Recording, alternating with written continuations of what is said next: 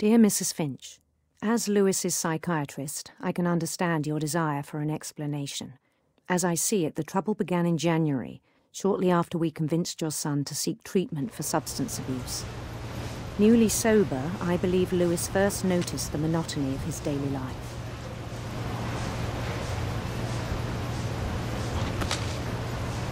He kept working at the cannery.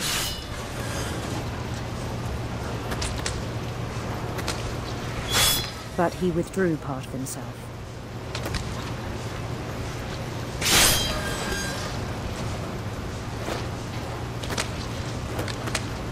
In our sessions, I saw the same behavior.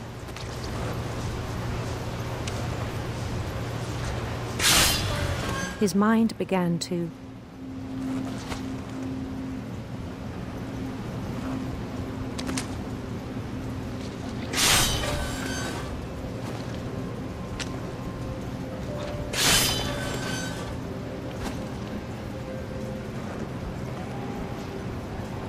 wander.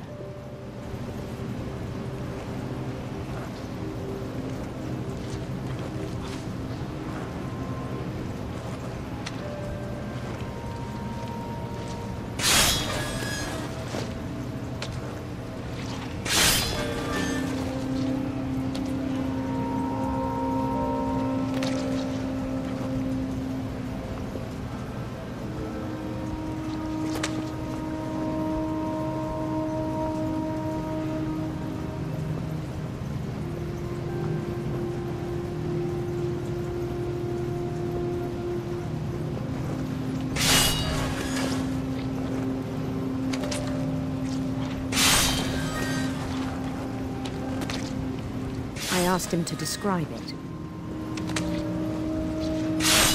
He said he started small, imagining a labyrinth. He'd feel his way about.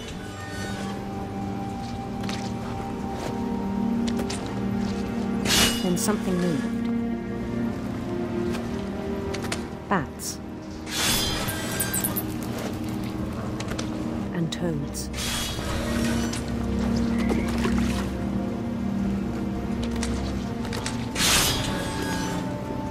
And things that have not names.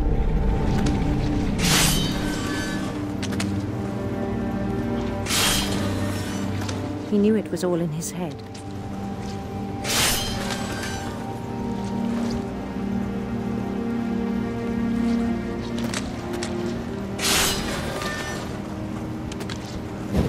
He took it very seriously.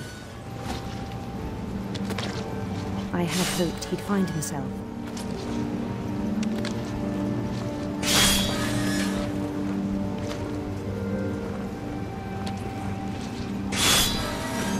But he found something more.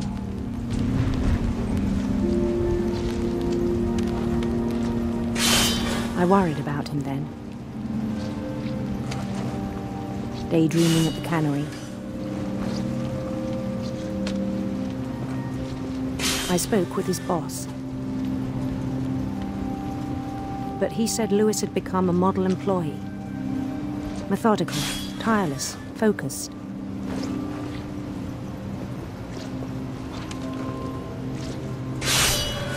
Like a whole new Lewis. So I let him go on.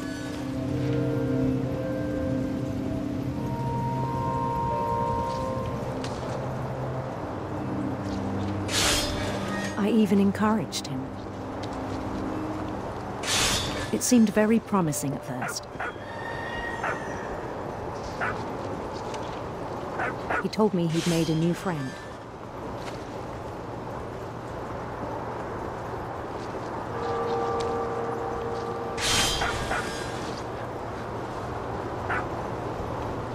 On the edge of a city he named Lewis-topia. He built the city up slowly, brick by brick.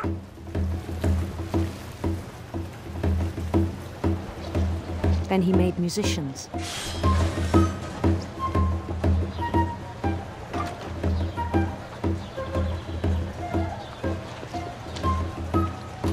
And songs for them to play. He talked about starting a band.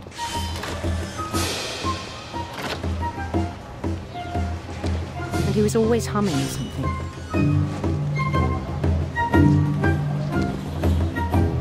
Every day his imagination grew stronger.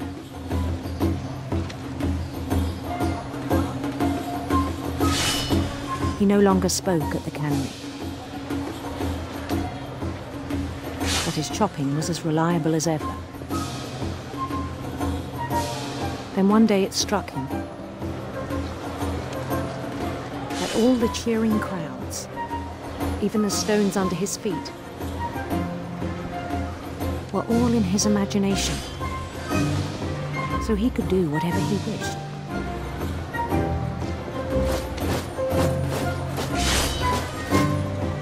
He held an election for mayor, and he won. They begged him to stay, but his mind was already wandering.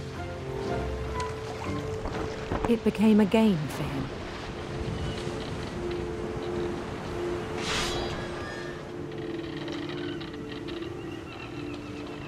He'd conquer a city, then immediately push on. New Louisville.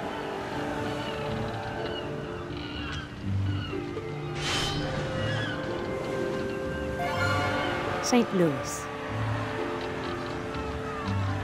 He started drifting away from our reality.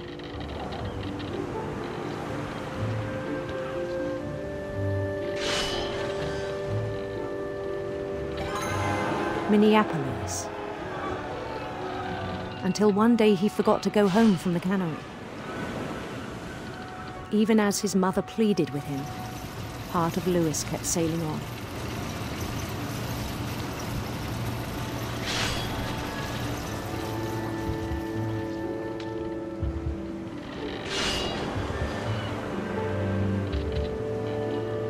In Louisburg, he heard rumors of a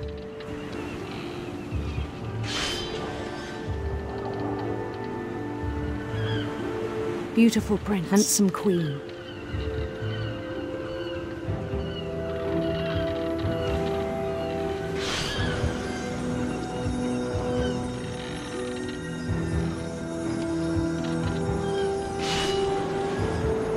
The queen was on her own quest for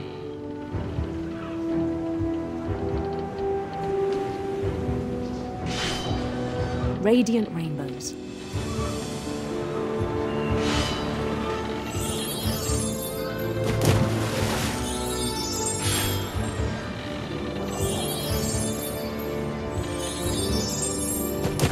He followed the sound of her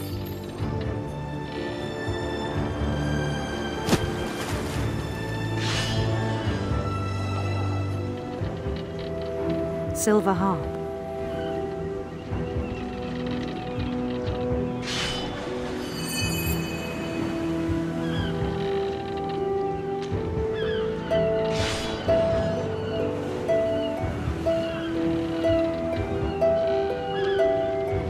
His chase led him to a golden palace east of the sun and west of the moon.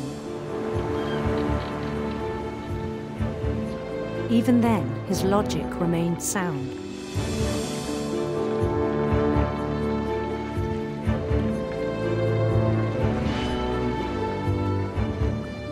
He knew the world was all in his imagination.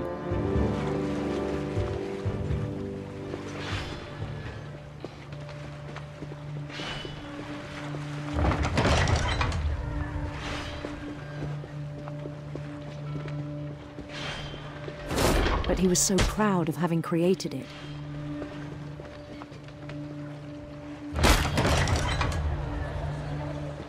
In his own eyes, he'd become something greater than a king.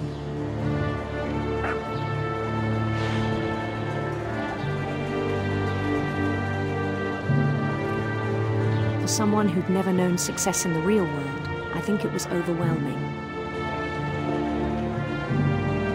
And then it struck him that the real Louis was not the one chopping salmon, but the one climbing the steps of a golden palace.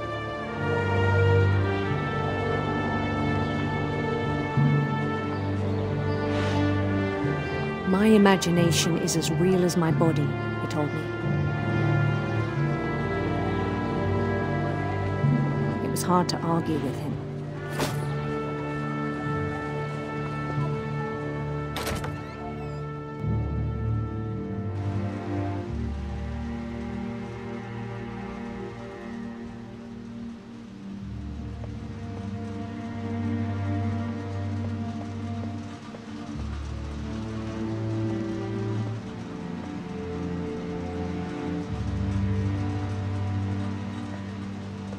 Began to forget the world we know.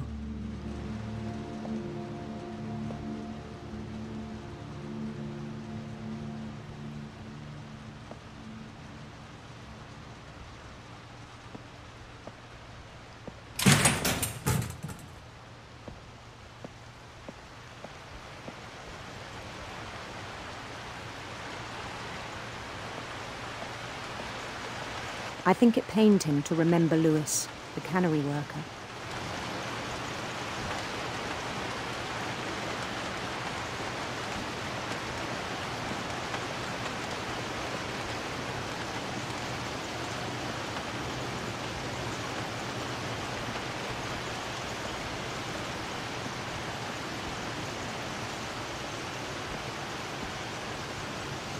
He began to despise the man with a royal contempt.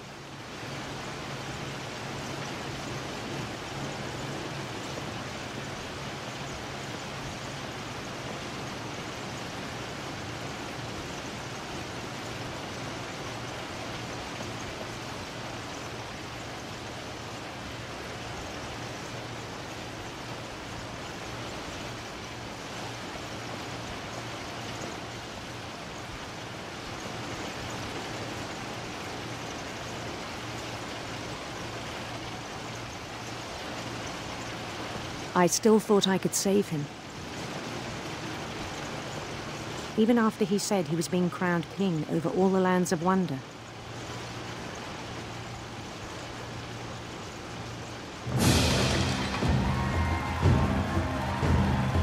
The palace would be packed with his companions.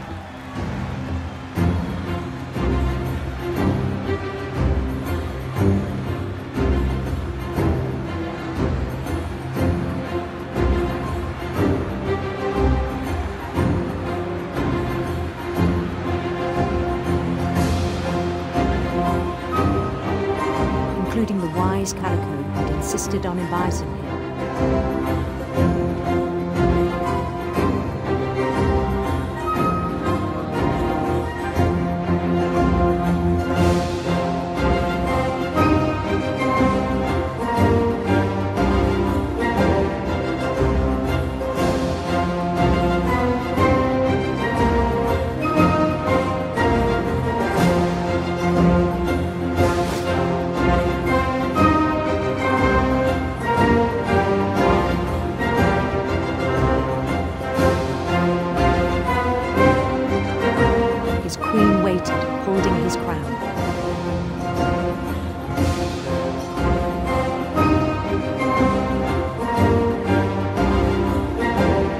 There was only one thing left to do.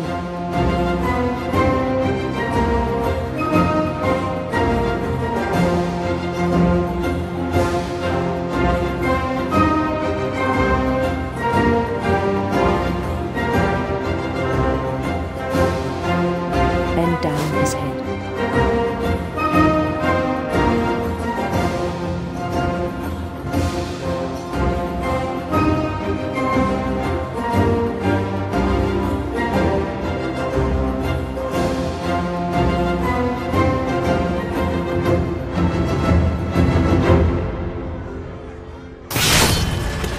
I think you know.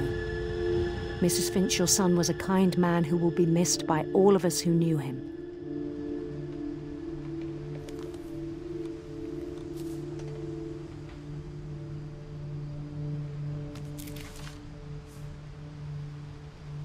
My brother was really cool. I wish you could have met him.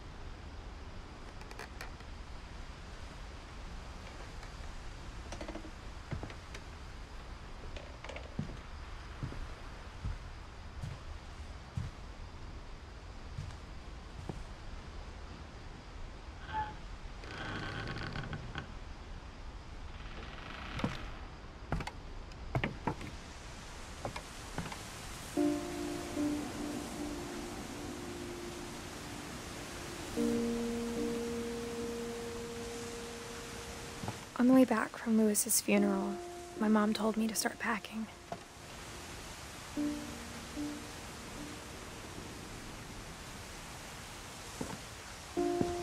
She waited until the day before we left to tell Edie.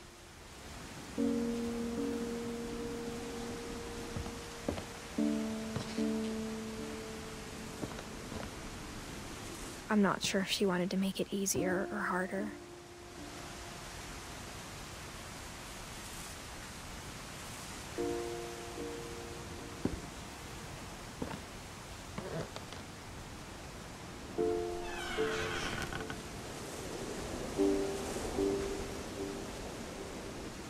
I wish we'd stayed.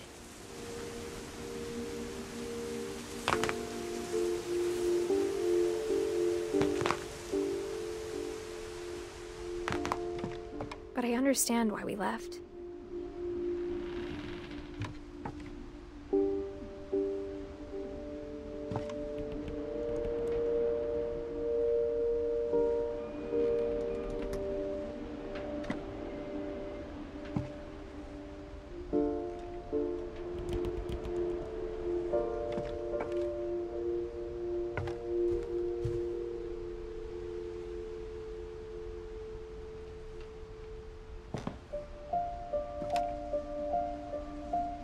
My mom ended up leaving everything behind.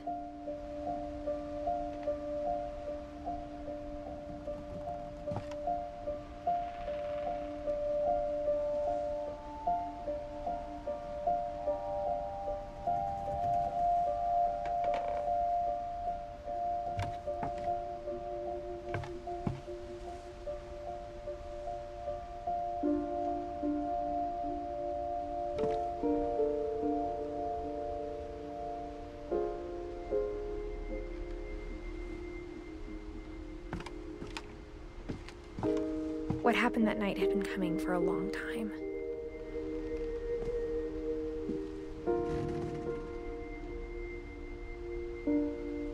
Maybe it should have come sooner.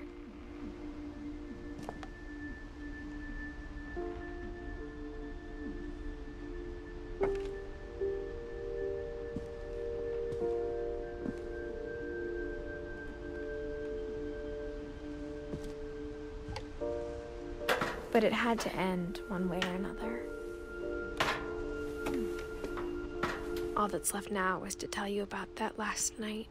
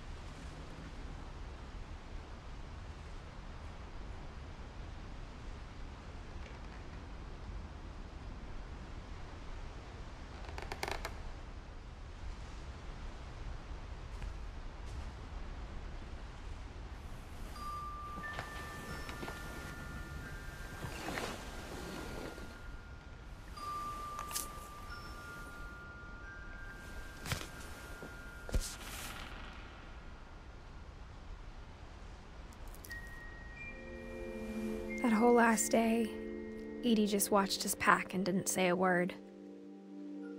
Until supper, when she raised her glass and said, "To our final night together, and all our final nights apart." Grandma, you know what I said about alcohol. Some of your medications are very Edith, specific. I left a present for you in the hallway. Why don't you go open it? The grown-ups have to argue now. I'm sorry, you're right. We're all leaving tomorrow. Let's just enjoy our last... I'm not leaving. Edith, you're excused.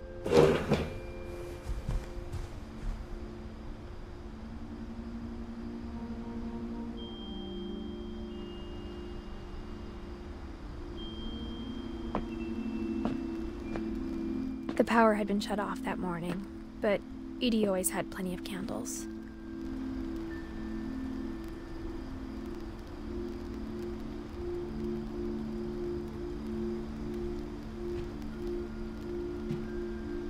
When my mom sealed the library, I don't think she knew about the other entrance.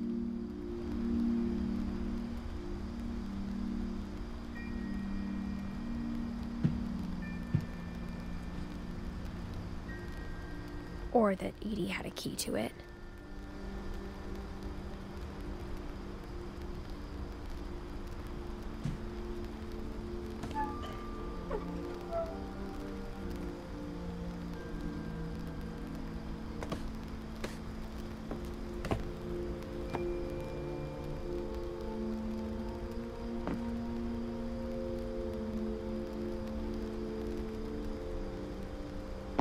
The thing you're afraid of isn't going to end when you leave the house.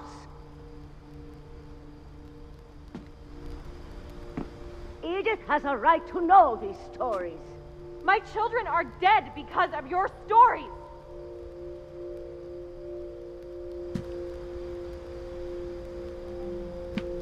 I think it's best if Edith and I leave tonight.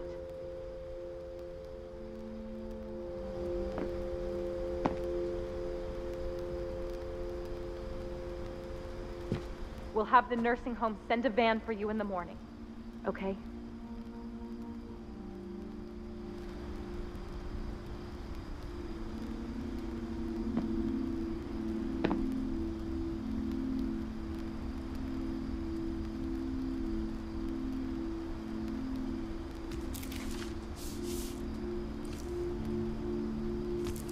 Dear Edith, there's so many stories I wish I could tell you, but there's only time for one. This is about what happened on the night you were born. That night, the tide went way, way out.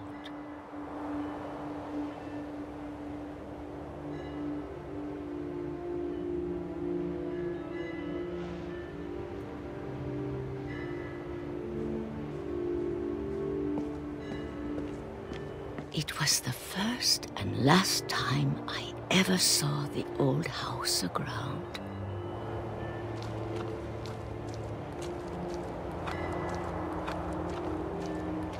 There'd been an earthquake out in the middle of the ocean. They called it the lowest tide in 1,000 years. God, it smelled awful. You know, I've seen that house every day of my life.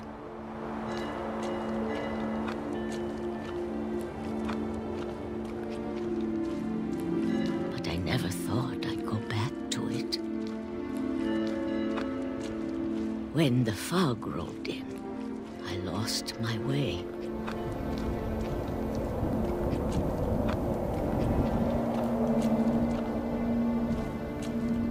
I got turned around.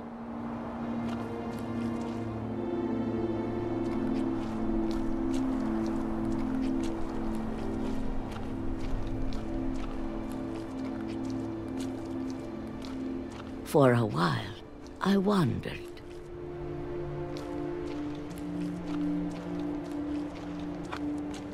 I started seeing things.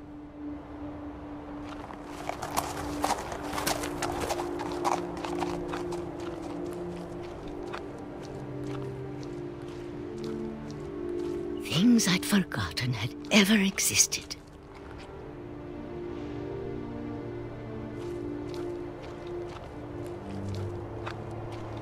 But when I saw them, they felt like old friends.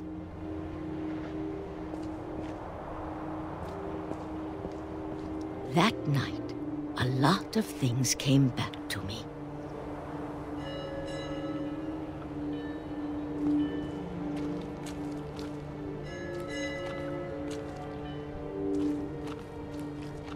Or maybe I came back to them.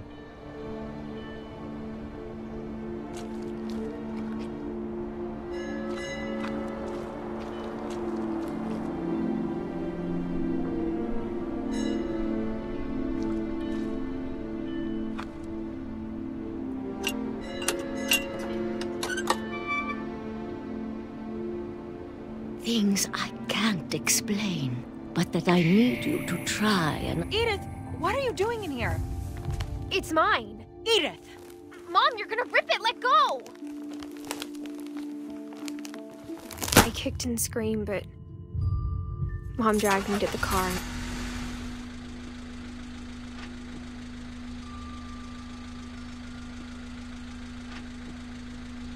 I never saw Great-Grandma Edie again.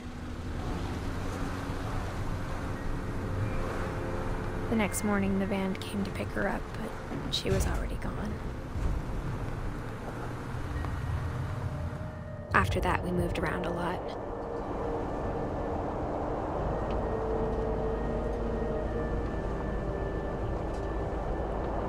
We both tried to make the best of it.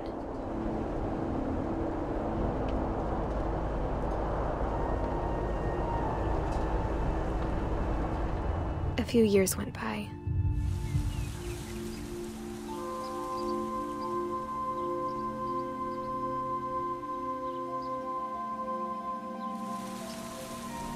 My mom didn't like to talk about it, but she started getting sick a lot. The rest happened pretty quickly.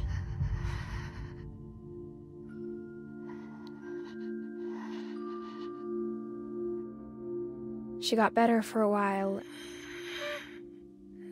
and then she didn't. And then I was alone. The last Finch left alive.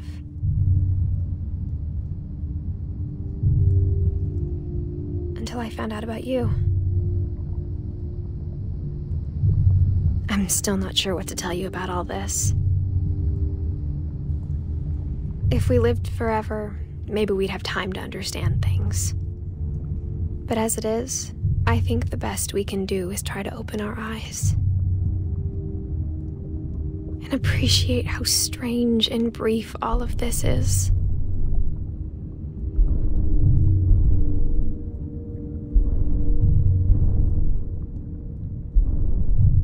This journal was supposed to be for you.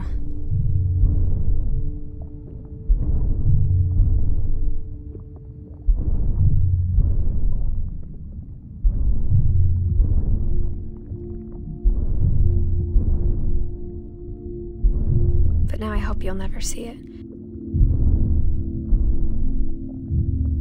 I just want to meet you and tell you all these stories myself.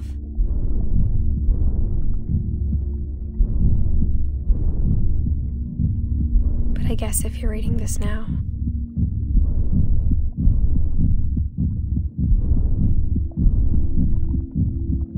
things didn't work out that way.